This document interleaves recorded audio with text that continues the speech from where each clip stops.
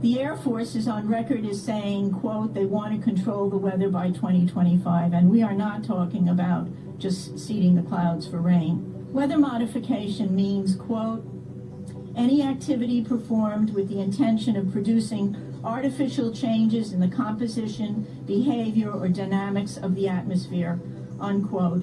And as of April this year, there are more than 150 different weather modification programs around the world. Since about 2000, the Department of Defense and the Department of Energy have been spraying the entire United States sky with the toxic brew of chemicals and other biologic agents. Military and some commercial jets have been fitted with huge barrels of at least 49 different kinds of documented chemical poisons.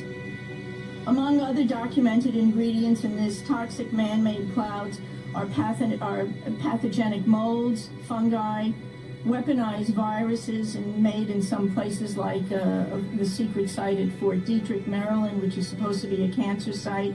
But there are a number of scholars and professors tracking this that have big questions about this. Barium and nanoaluminum particles. What do these do to the human body? Barium is an alkaline earth mineral. It was discovered in 1774. At low doses, it can act as a muscle stimulant. At high doses, it detrimentally affects the heart and the nervous system. Barium is toxic to all mammals, and that means not just humans.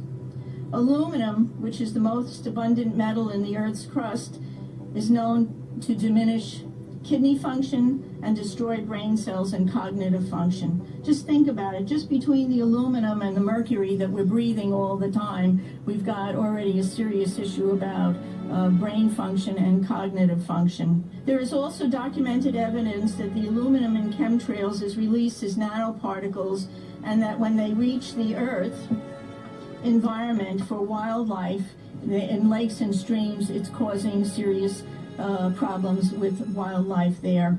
Researchers are also finding that nanoparticles interfere with the growth of plants. Nanotechnology is totally unregulated. Just this past month, a new research report came out showing and documenting for the first time that these nanoparticles actually go through the skin. Well, if you breathe them, whether they go through the skin or whether you're inhaling them, it's still a problem, a serious problem. Here's a tough question for you.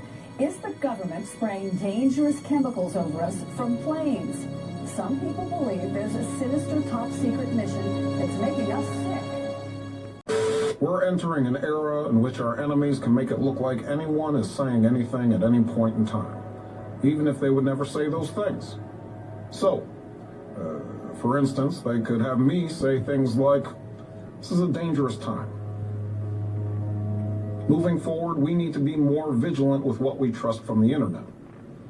Thank you. Stay woke, bitches. Stay... Alarm over the use of altered videos online, especially those known as deep fakes, which are highly realistic looking and inaccurate. There are concerns about their growing sophistication and the risks they pose to national security. It is the focus of a hearing tomorrow in the House Intelligence Committee.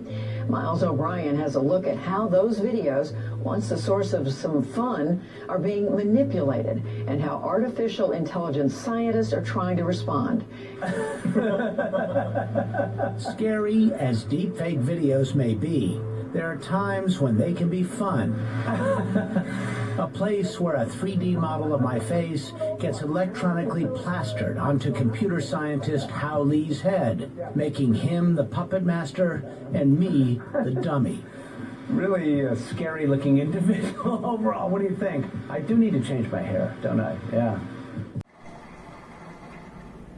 Financially, we see the impact of protecting liberty in South Dakota, but unfortunately, our personal liberties are under attack as well. But that attack is not coming from our state. It's coming from the Biden administration in Washington, D.C. right now. I always promised you that I would protect our state from overbearing federal intrusion in our daily lives. So we took action. South Dakota has joined 4 lawsuits against the Biden administration's unconstitutional vaccine mandates. And we are winning in court.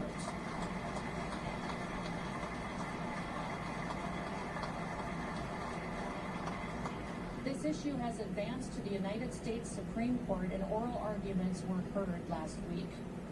The COVID vaccination should be a choice, and we should reject the efforts that we're seeing in other parts of the country to divide us into two classes.